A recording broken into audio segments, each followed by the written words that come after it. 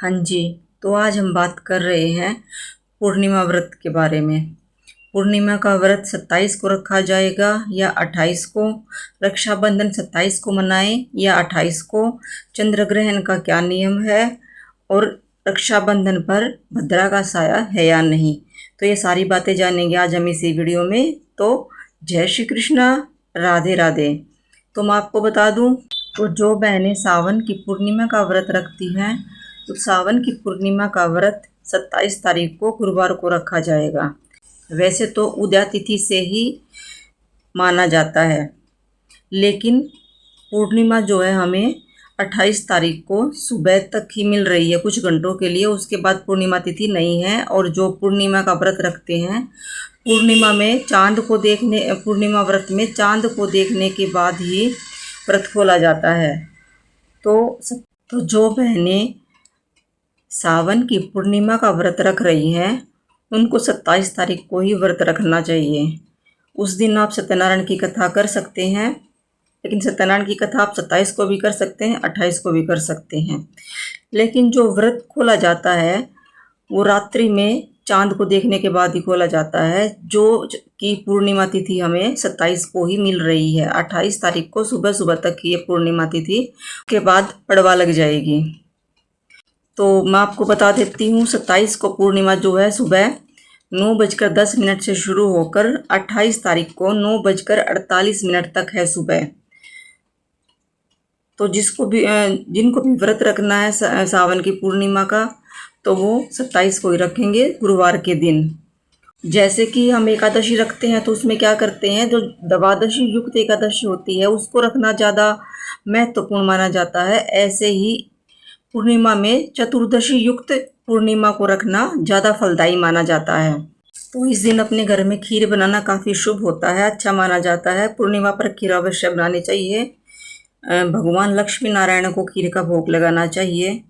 और रही बात स्नान दान की, तो स्नान दान हम दोनों दिन कर सकते हैं, 27 को भी कर सकते हैं, 28 को भी कर सकते हैं।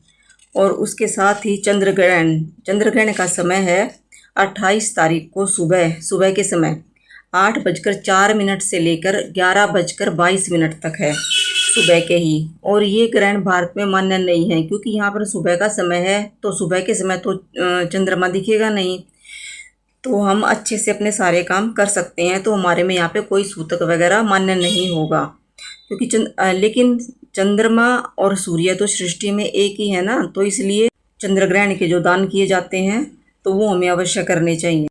रक्षाबंधन का त्यौहार हमेशा पूर्णिमा के दिन होता है, तो पूर्णिमा जो है उदया तिथि के अनुसार 28 को है, तो रक्षाबंधन का त्यौहार हम 28 को ही मनाएंगे। 28 तारीख को रक्षाबंधन का जो शुभ मुहूर्त है, राखी बांधने का जो शुभ मुहूर्त है, वह है सुबह 5:57 से सुबह के 9:48 तक, ये विशेष मुहूर्त है। हाँ जी। उसके बाद 10:30 से 12 बजे तक राहु काल है, तो राहु काल में राखी ना बांधे।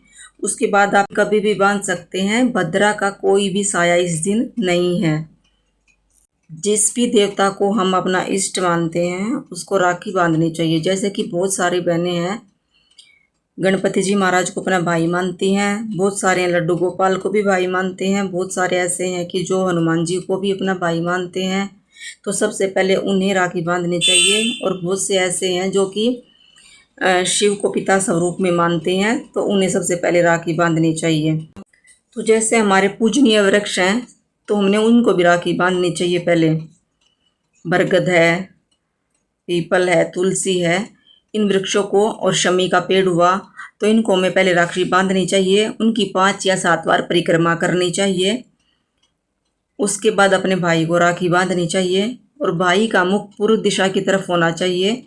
उसके सिर पर रुमाल रख दें, या फिर धागा होता हाथ में बांधने वाला, मोली जो होती है, उसको सिर पे रख दें। और भाई को जो राखी बांधे, उसमें हमेशा 3 गांठ लगानी चाहिए। 3 गांठ ब्रह्मा विष्णु महेश के नाम की, तो ये काफ़ी शुभ होता है। इस दिन अपने भाई की नज़र जरूर उतारें। काले और नीले रंग की राखियों को बांधने से बचें, यह शुभ होते हैं, यह अच्छा नहीं होता। उसके बाद हमारे घर में अगर कोई बुजुर्ग हैं, जैसे किसी के दादाजी हैं, उनकी बहनें नहीं आ पा रही हैं, पापा जी हैं उनकी बहनें नहीं हैं, तो घर की बेटियां जो हैं उनको भी राखी बांध सकती हैं। ऐसा कोई हार्ड एंड फास्ट रूल नहीं है। रक्षाबंधन को प्यार से हंसी खुशी के साथ मिलजुल कर मनाएं तो सब कुछ उत्तम रहेगा। तो रक्षाबंधन का त्यौहार हंसी खुशी के साथ मनाइए। आप सभी को रक्षाबंधन की बहुत बहुत शुभकामनाएं, सावन की पूर्णिमा व्रत की बहुत बहुत शुभकामनाएं। इसी के साथ राधे राधे।